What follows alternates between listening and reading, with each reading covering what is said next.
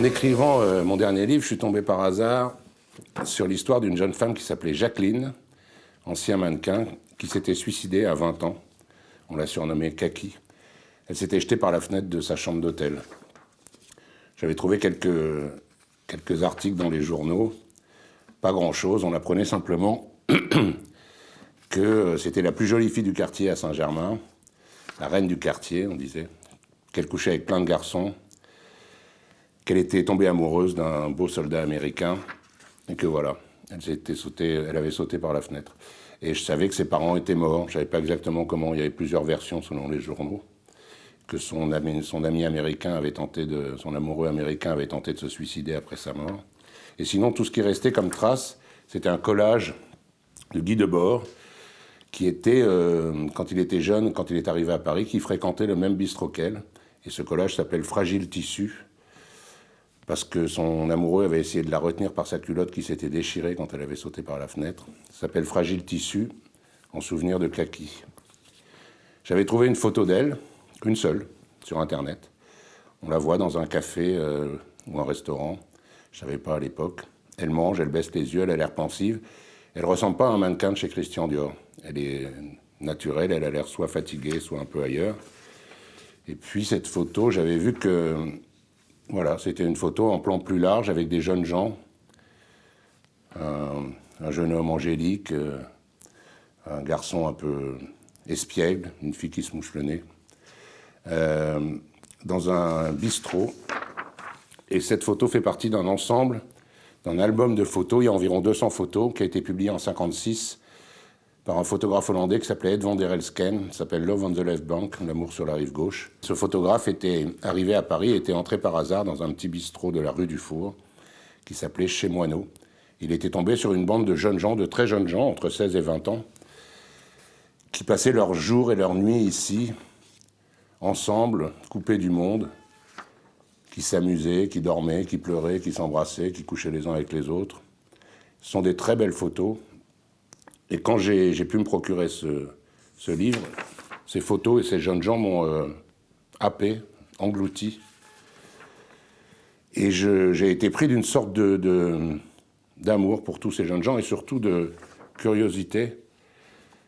Ce sont des photos qui sont soit sombres et tristes, cette jeune fille-là qui semble défier le monde en regardant l'objectif, soit joyeuse, amusante, on voit qu'il s'amuse, soit tendre. Il dormait aussi souvent dans ce café, il n'en bougeait presque pas. Et j'ai voulu savoir, je me disais bien que c'était un rêve, mais j'ai quand même j'ai voulu essayer quand même de savoir qui étaient tous ces jeunes gens, dont aucun n'a été connu par la suite, d'où ils venaient, pourquoi ils s'étaient retrouvés dans ce café, tous, et puis qu'est-ce qu'ils étaient devenus. Donc j'ai commencé à tirer de tout petits fils, progressivement. J'ai compris que c'est des jeunes gens donc, qui avaient entre 16 et 20 ans, c'est-à-dire qu'ils avaient 10 ans pendant la guerre, pendant l'occupation à peu près. Et 10 ans, c'est le mauvais âge, enfin, il n'y a pas de bon âge pour l'occupation, mais on est trop grand pour ne pas se rendre compte de ce qui se passe, et trop petit pour pouvoir faire quoi que ce soit. Donc ils n'ont pas eu d'enfance, et je me disais qu'ils avaient dû essayer de la recréer comme une cour de récré dans ce petit bar miteux. Donc je commençais à avancer vers eux, puis j'ai décidé de faire quelque chose que je voulais faire depuis longtemps, qui n'a rien à voir a priori. Je voulais faire le tour de la France par les bords. Les côtes, les océans, les montagnes, les frontières, en partant de Dunkerque et en revenant à Dunkerque, pendant qu'eux étaient enfermés dans ce petit bar en plein cœur de Paris. Moi, je faisais le tour au large, c'est-à-dire je faisais le contraire d'eux. Et pendant ce temps, je faisais des recherches sur Internet, dans les hôtels où j'étais. J'écrivais des mails à des gens que je connais dans des services d'archives, puisque je les fréquente maintenant depuis longtemps. Et petit à petit, à ma grande surprise, j'ai retrouvé absolument tout ce que je voulais, tout ce que je cherchais sur ces jeunes gens. J'ai retrouvé qui ils étaient. Ça, c'est Sarah Aboif.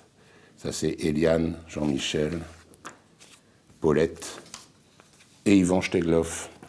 J'ai retrouvé qui ils étaient, d'où ils venaient et ce qu'ils sont devenus ensuite, jusqu'à la fin de leur vie. J'ai même pu écrire aux enfants de plusieurs d'entre eux. Et surtout, j'ai retrouvé qui était Kaki, Jacqueline Arispe, qui était mon objectif de recherche au départ. J'ai compris qui elle était, qui étaient ses parents, l'enfance qu'elle avait eue, ses frères, ses sœurs, sa grand-mère.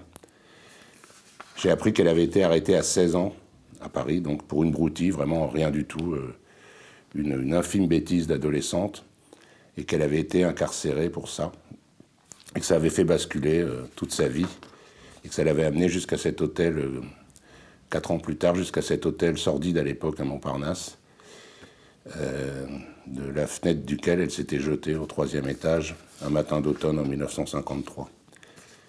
J'ai compris comment et pourquoi elle était montée sur cette chaise dans cette chambre, cette petite chambre, pour sauter par la fenêtre.